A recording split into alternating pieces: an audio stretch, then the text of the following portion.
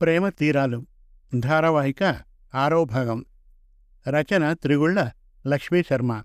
కథాపఠనం Mallavarapu Sitaram Kumar. Engineering చదువుతున్న ఫణి స్నేహితుడు కరుణాకర్ చెల్లెలు లలితను ప్రేమిస్తాడు. పెద్దల అనుమతితో వారి వివాహం జరుగుతుంది. లలిత గర్భవతి అవుతుంది. పండంటి బాబుకు జన్మనిస్తుంది. కరుణాకర్ రాధను వివాహం చేసుకుంటాడు. వివాహం తర్వాత కరుణాకర్ చెల్లెలు లలితాల మధ్య దూరం పెరుగుతుంది. ఫణికి అనారోగ్యంగా ఉండడంతో హాస్పిటల్కు తీసుకుని వెళ్తుంది లలిత. ఇక ప్రేమ తీరాలు ధారావాహిక 6వ భాగం వినండి. ఏమ్మా, మీ వారికి ఎప్పటినుండి జ్వరంగా ఉంటుంది? ఏదైనా హాస్పిటల్కు వెళ్ళారా ఈ మధ్యలో? అతని కండిషన్ బాగాలేదు. కొన్ని రోజులు అబ్జర్వేషన్లో ఉండాలి. తర్వాత ఆపరేషన్ చేయాలి. ఈలోగా మీరు డబ్బులు సమకూర్చుకోండి. డాక్టర్ లలితను పిలిచి చెప్పాడు. లలితకు గుండెలో రైళ్లు పరిగెత్తినట్లు అలజడిగా ఉంది. డాక్టర్, మా వారికి ఏమైంది? ఆపరేషన్ అంటున్నారు. ఆయనకు ఎప్పుడూ జ్వరం కూడా రాలేదు. ఈరోజే మొదలు రావడం. అంత మాత్రానికే మీరు చెప్పేది నాకు అర్థం కావడం లేదు. అయోమయంగా చూస్తూ అడిగింది. చూడమ్మా, మేము పరీక్షలు చేయకుండా ఊరికే చెప్పం కదా. మీ వారికి లోపల జ్వరం వస్తున్నా పట్టించుకోలేదేమో, మామూలే అనుకుని ఉంటాడు. ఇప్పుడు జ్వరం తీవ్రస్థాయిలో వచ్చేసరికి తట్టుకోలేకపోయాడు. ఆయనకు బ్రెయిన్ ట్యూమర్ వచ్చింది. తొందరలో ఆపరేషన్ చేయకపోతే స్ట్రోక్ వచ్చే ప్రమాదం ఉంది. అప్పుడు మేము గ్యారంటీ ఇవ్వలేం. ఎందుకంటే అతనికి పక్షవాతం వచ్చి కాలు చెయ్యి పడిపోవచ్చు, లేదా మరణం సంభవించవచ్చు. చెప్పలేం. అతనికి అన్ని పరీక్షలు చేస్తున్నారు. మీరు తొందరగా ఏ సంగతి చెబితే దాన్ని బట్టి ట్రీట్మెంట్ జరుగుతుంది చెప్పాడు. డాక్టర్, ఇప్పుడు ఎలా ఉంది మా వారికి? మాట్లాడుతున్నారా? నేనొకసారి ఆయన్ని చూడవచ్చా? తెలియకుండానే ఇంత పెద్ద ప్రమాదం ముంచుకొస్తుందని అనుకోలేదు. డాక్టర్, ఆయనకు ఆపరేషన్ చేయడానికి ఎంత డబ్బు ఖర్చయినా నేను పెట్టుకుంటాను. మీరు తొందరగా ఆయనకు ఆపరేషన్ చేసేలా చూడండి. ఆయన తొందరగా కోలుకోవాలి డాక్టర్ అంటూ 2 చేతులు జోడించింది. కళ్ళ వెంబడి నీళ్లు వద్దన్నా దుముకుతున్నాయి. చూడమ్మా, డాక్టర్లు మాత్రం దేవుళ్ళు కాదు కదా. మా శాయశక్తులా ప్రయత్నం చేస్తాం. చాలా వరకు సక్సెస్ అయ్యేందుకే చూస్తాం. అది మా విధి కూడా. నీ భర్త విషయంలో కూడా మేము అదే చేస్తాం. అతన్ని మామూలు మనిషిగా చేయడానికి శతవిధాలా ప్రయత్నం చేస్తాం. ఒకవేళ ఏదైనా జరగరానిది జరిగితే దానికి మమ్మల్ని నిందించకూడదు. నీ అదృష్టం, నీ పిల్లల అదృష్టం బాగుంటే మీ ఆయన తిరిగి వస్తాడు. దేవుడి మీద భారం వేయి. ఆపరేషన్కు ఎంత లేదన్నా 20 లక్షల వరకు అంచనా వేయగలం. ఇంకా ఎక్కువే కావచ్చు. లేదా ఆయన కండిషన్ తొందరగా బాగుపడితే ఇంకా తక్కువ కూడా కావచ్చు. నువ్వు ఆ డబ్బులు ఎంత తొందరగా కడితే అంత మంచిది. 20 లక్షలా? అంత డబ్బు ఎక్కడి నుండి తేగలను? డాక్టర్, మాకు ఇన్సూరెన్స్ ఉంది. అది ఎంతవరకు వస్తుందో చూసి చెబితే మిగతా డబ్బులు సమకూర్చుకోవడానికి ప్రయత్నం చేస్తాను. వస్తున్న దుఃఖాన్ని ఆపుకుంటూ అడిగింది. అంత డబ్బు తనెక్కడి నుండి తేగలదు? ఎవరైనా అడుగుదామన్నా అంత డబ్బు ఎవరిస్తారు? ఎందుకిస్తారు? ఒకవేళ ఆ డబ్బు నేను కట్టకపోతే ఆయన పరిస్థితి ఏంటి? దీనికి ఇన్సూరెన్స్లు పనిచేయవు. డబ్బులు కట్టాల్సిందే. తొందరగా డబ్బు ప్రయత్నం చేసుకుని చెప్పమ్మా అంటూ లోపలికి వెళ్ళిపోయాడు డాక్టర్. పక్కనే ఉన్న కుర్చీలో కుప్ప కూలిపోయింది. ఏం చేయాలో అర్థం కాక. ఓదార్చేవాళ్ళు కానీ సలహా ఇచ్చేవాళ్ళు కానీ ఎవరూ లేరు పక్కన. కళ్ల ముందు భర్త రూపం తప్ప ఏమీ కనిపించడం లేదు. బోరున వస్తున్న దుఃఖాన్ని ఆపుకోలేక, పైకి గట్టిగా ఏడవలేక, కుమిలిపోతూ కర్తవ్యాన్ని వెలుగుతూ బయలుదేరింది ఇంటికి. అమ్మా, నాన్నేరమ్మా, నువ్వు ఒకదానివే వచ్చావు? నాన్నకు ఎలా ఉందమ్మా? తల్లి రాగానే పరిగెత్తుకుంటూ వచ్చి తల్లిని వాటేసుకున్నాడు కపర్ది. బాబు, మీ నాన్న హాస్పిటల్లో ఉన్నాడు. కొడుకును పట్టుకుని తన మనసులో ఉన్న వ్యధను బయటకు పెట్టింది. పిల్లాడికి అర్థం కాక బిక్కముఖం వేసుకుని తల్లిని చూస్తున్నాడు. లలిత, ఏమైంది? ఎందుకలా ఏడుస్తున్నావు? పిల్లవాడు చూడు ఎలా భయపడుతున్నాడో.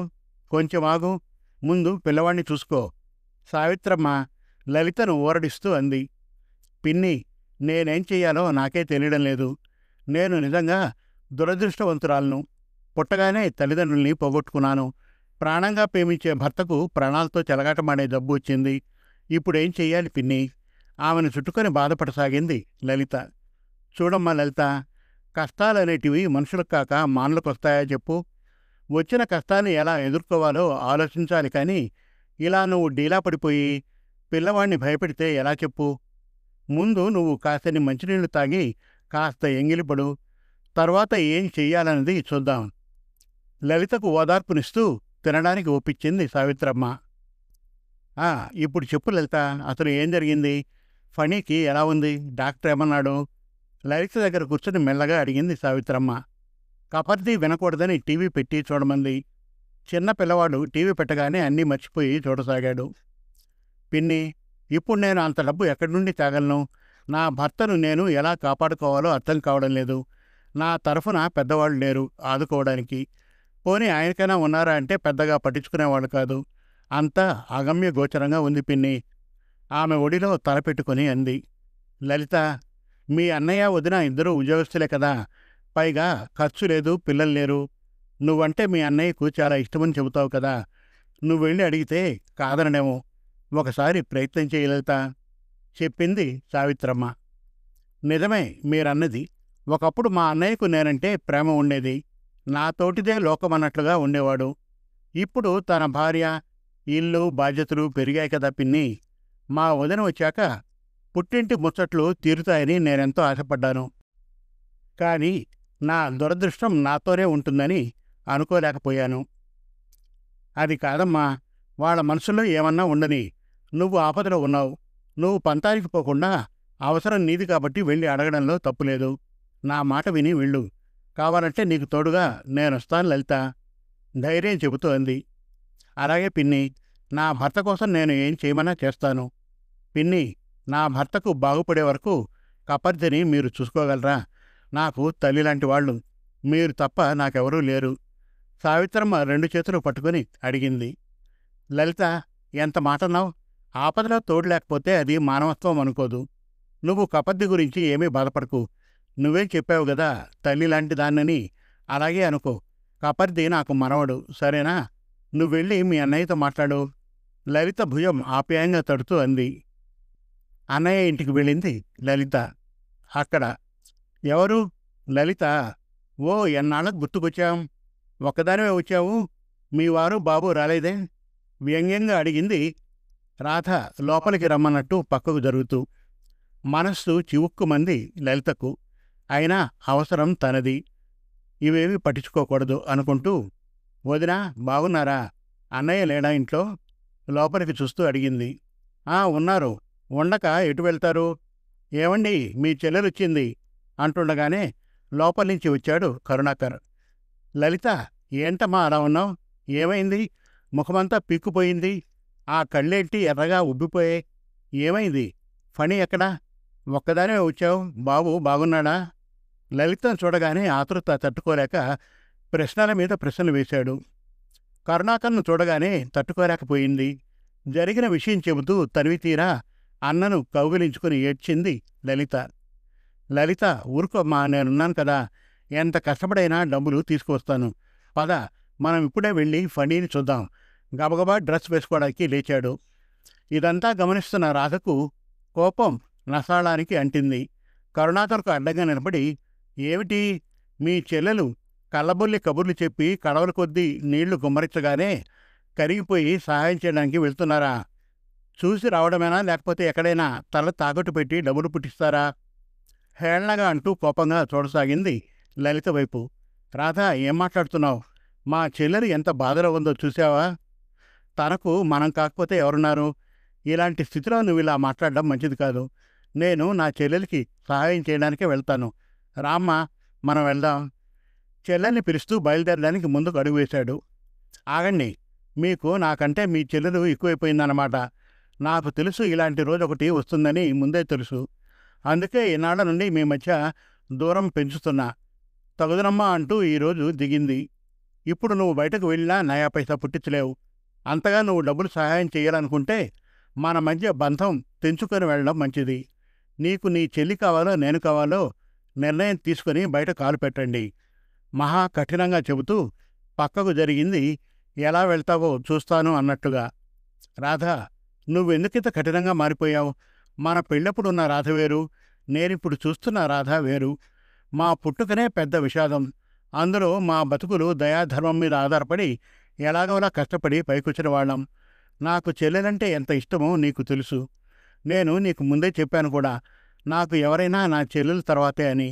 నీలో ఈ మార్పేంటో నాకు అర్థం కావడం లేదు. ఎందుకు నా చెల్లి మీద ఇంత కక్ష పెంచుకున్నావు? చెప్పు రాధా, శాంతంగా అడిగాడు కరుణాకర్. తను కోపం చేస్తే రాధలో ఆవేశం కట్టలు తెంచుకుంటుంది. ఇంకా లలితను అనరాని మాట్లాడుతుంది అనుకున్నాడు. నేను మీకు ముందే చెప్పాను, నేను మీకు భార్యనయ్యాక నన్ను ఎప్పుడూ చిన్నచూపు చూడకూడదని. మన మధ్య వేరే మనిషి ప్రమేయం వద్దన్నాను.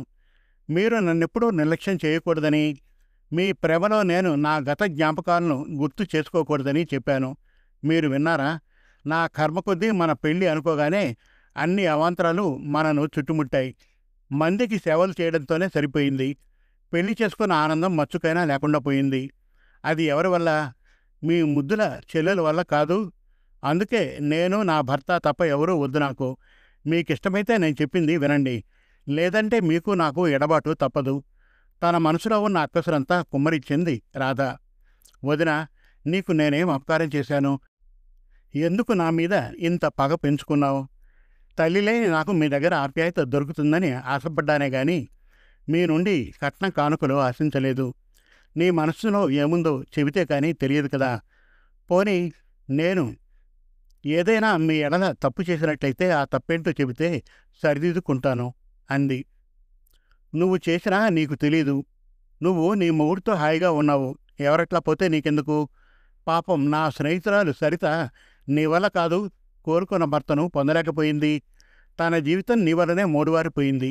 అందుకే నువ్వంటే నాకు అసహ్యం. నా పెళ్లికి ముందే తెలుసుంటే మీ అన్నను పెళ్లి చేసుకునేదానికి కాదు. ఇప్పుడు అర్థమైందా నువ్వంటే నాకెందుకు ఇష్టముండదో?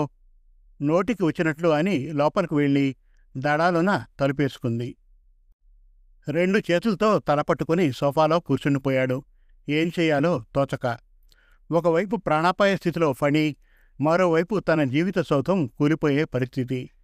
అన్నయ్యను చూస్తూ కళ్ళు అప్పగించేదే కాని నోటమాట రావడం లేదు లలితకు. పెళ్లి చేసుకుని అందమైన జీవితం గడుపుతాడనుకున్న అన్నయ్యకు ఆదరణ కరువైపోయిందే అని బాధ లోపల నుండి తన్నుకొస్తోంది. అన్నయ్య సహాయంతో తన భర్తను సంకటం నుండి కాపాడుకోవచ్చనుకున్న తన చివరి ఆశ అడియాసే అయింది. ఇప్పుడు తనకు దిక్కెవరు? అంత డబ్బు ఎవరు ఇయ్యగలరు? ఆలోచిస్తూ అలాగే నిలబడింది. లలిత, పదమ్మ, ఏది జరగాలంటే అది జరుగుతుంది. ముందు మనం ఫణిని రక్షించుకుందాం అన్నాడు. ఎంతోసేపు ఆలోచించి ఒక నిర్ణయానికి వచ్చి అలా అన్నాడు. కానీ లలిత అందుకు ససేమిరా ఒప్పుకోలేదు. అన్నయ్య, మా వల్ల నీ జీవితం విడిపోవడం నాకు నచ్చలేదు. కష్టమైన సుఖమైన భార్యాభర్తలు కలిసుండాలన్నదే నా కోరిక. నా కష్టమేదో నేనే పడతాను. అవసరమైతే ఎవరి కాళ్ళు పట్టుకొనైనా నా భర్తను బ్రతికించుకుంటాను. ఏ భార్యకైనా తన భర్త ప్రేమ తనకే దక్కాలనుకోవడం తప్పు కాదు. ఇందులో వదినను తప్పుపట్టే పనిలేదు. నువ్వు వదినను ప్రేమగా చూసుకో అన్నయ్య. మా కష్టాలు ఎప్పుడూ ఉండేవే. వస్తాను అంది తన్నుకొస్తున్న దుఃఖాన్ని బలవంతంగా ఆపుకుంటూ. లలిత, ఇది మాకు కొత్త కాదు. పెళ్ళైనప్పటి నుండి ఇదే జరుగుతోంది. తన కోసం నిన్ను దూరం చేసుకోలేను. తన ఇష్టముంటే ఉండని, లేదంటే వెళ్ళిపోని. నాకేం బాధలేదు. నాకు ప్రశాంతత కావాలి అన్నాడు. అన్నయ్య, నువ్వు నాతో రావద్దు. నా కష్టమేదో నేను పడతాను. నా మాట విను. వదిన లోపల ఏ అఘాయిత్యం చేసుకుంటుందో చూడు. నువ్వు వదిన మాట కాదని నాతో వస్తే నీ చెల్లెలు ఈ జన్మలో నీ ముఖం చూడదు. గుర్తుంచుకో. అక్కడే ఉంటే తోడబుట్టిన వాడిని ఏం మాటలు అనవలసి వస్తుందోనని గబగబా వెనక్కు చూడకుండా బయటకు వచ్చి ఆటో ఎక్కి హాస్పిటల్కి వచ్చింది భర్తను చూసి డాక్టర్తో మాట్లాడడానికి. ఇంకా ఉంది ప్రేమ తీరాలు ధారావాహిక 7వ భాగం త్వరలో. మరిన్ని చక్కటి కథల కోసం, కవితల కోసం, వెబ్ సిరీస్ కోసం మన తెలుగు కథలు.com విజిట్ చేయండి. Thank you.